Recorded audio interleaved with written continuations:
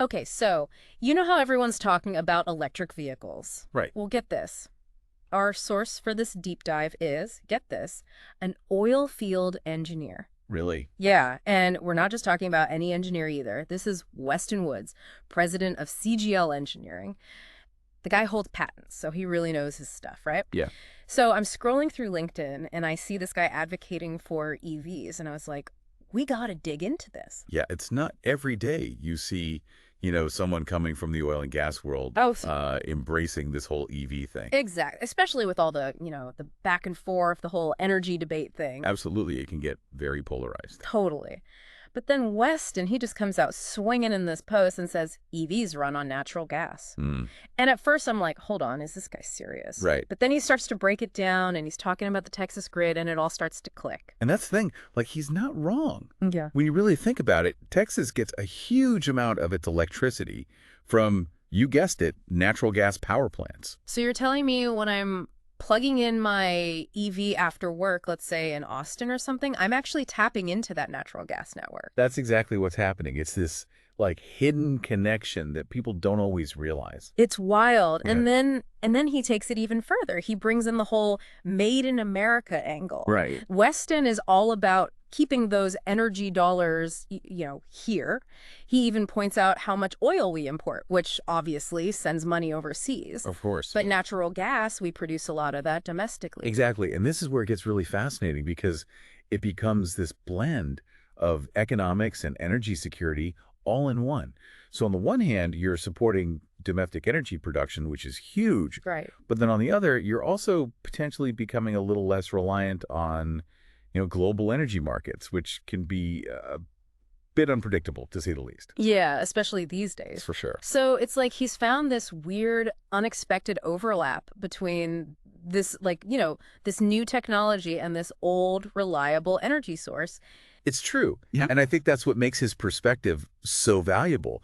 Here you have an oil field engineer. This isn't just some, tech bro talking about EVs in a bubble. Oh, exactly. This is a guy who understands how traditional energy systems work, like inside and out. He's lived it. Exactly. And that's what makes this whole thing so interesting. So when he says, hey, this EV thing, this is actually good for Texas. This is good for the U.S. energy landscape. It makes you really stop and listen. And, it's not even just about the economics of it all. Right. Weston, he makes this really interesting point about charging at night. Oh, yeah. Remember that. Yeah, what's the deal with that? What is so special about, plugging in after the sun goes down? Okay, so think about how the grid works for a second. Okay. You've got your reliable sources of power, right? And in Texas, a lot of times that's those natural gas plants that are just humming along. Right. They're providing what they call that baseload power. Keeping the lights on. Yeah, keeping things stable. Exactly. Yeah. Then on top of that, you've got your renewables. Like solar. Exactly. Which, a great idea, but Yeah, they kind of depend on the sun. yeah, I mean, it's in the name, right? So as the sun goes down, and all that solar power starts to kind of drop off, those natural gas plants are still chugging along, right? They're still going strong. Yeah. Exactly. Wow. So Weston's point is, if you're plugging in your EV at night, you're actually taking advantage of an even higher concentration of natural gas-powered electricity. Oh, interesting. It's like this little subtle way to kind of maximize your use of that domestic energy source. Wow, I never even thought about it like that. It's kind of cool, right? Yeah, it's like a whole other layer of strategy Right, to okay. when to plug in your car, Absolutely.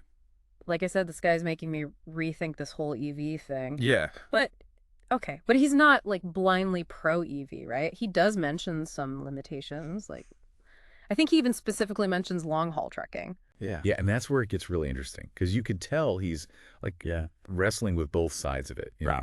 Because he's coming from that oil and gas world. Right. And he even admits that for things like you said, big rigs, airplanes, things like that, gas and diesel are still king. Yeah, I mean, the technology is just not there yet, right? For sure. At least for those heavy duty applications.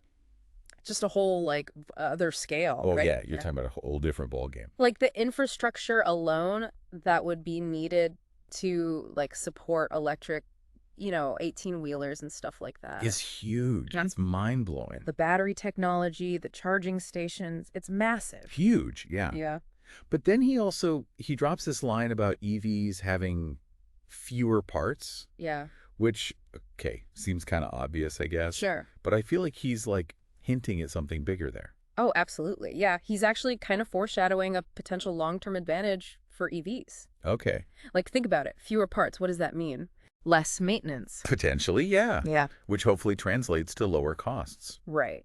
Right, over the life of the vehicle. Exactly. And that's the thing. It's not just about the upfront costs, Yeah. right? Because, yeah, we all know EVs have always been a bit pricier upfront. Totally. But if you start to factor in, like, okay, potentially fewer trips to the mechanic. Right, fewer things breaking down. Exactly. Yeah. Maybe that whole cost equation starts to shift a little bit, right? Yeah, and that's a really good point because, Well, yeah, and that's a really good point because it's not just about today's technology, right? It's almost like Weston is looking into the future. absolutely. He's saying that EVs are still evolving. They're like this young, scrappy competitor, gaining ground. And those fewer parts, that could mean more efficiency, potentially lower costs down the road, which would make them more accessible to more people. It's this whole concept of innovation, right? I mean, think about how much change we've seen in the EV space in just a few years. Imagine what the next decade or two could bring. And that's where Weston's perspective really shines. He's not just focused on the here and now. He's thinking about the long-term potential of these technologies. And that's what makes this whole thing so fascinating. We're so used to thinking about EVs through the lens of the environment, which is, of course, really important. But Weston brings in this other side of the equation. He brings in the economic and energy security aspects that can sometimes get lost in the conversation. It's like he's saying, look, if we care about the future of American energy, if we want to be less reliant on foreign sources, and if we want to create jobs and opportunity right here at home, maybe EVs aren't such a bad idea after all. It really makes you rethink the whole debate, doesn't it? Yeah, and it's not just about pro-EV versus anti-EV anymore. It's about finding ways to integrate these technologies into a broader energy landscape, one that's constantly evolving. So as we wrap up this deep dive, I think we've learned that there's more to the EV story than meets the eye. It's not just about going green, it's about economic strategy, energy independence, and the exciting future of technology itself. And it's a future that's likely to be filled with surprises and unexpected connections. Exactly. So as you go about your day, keep this in mind. Weston's argument is specific to Texas with its unique energy mix. How might this perspective shift in other states that rely heavily on coal, nuclear, or renewables? It's a question worth pondering as we navigate this electrifying new world.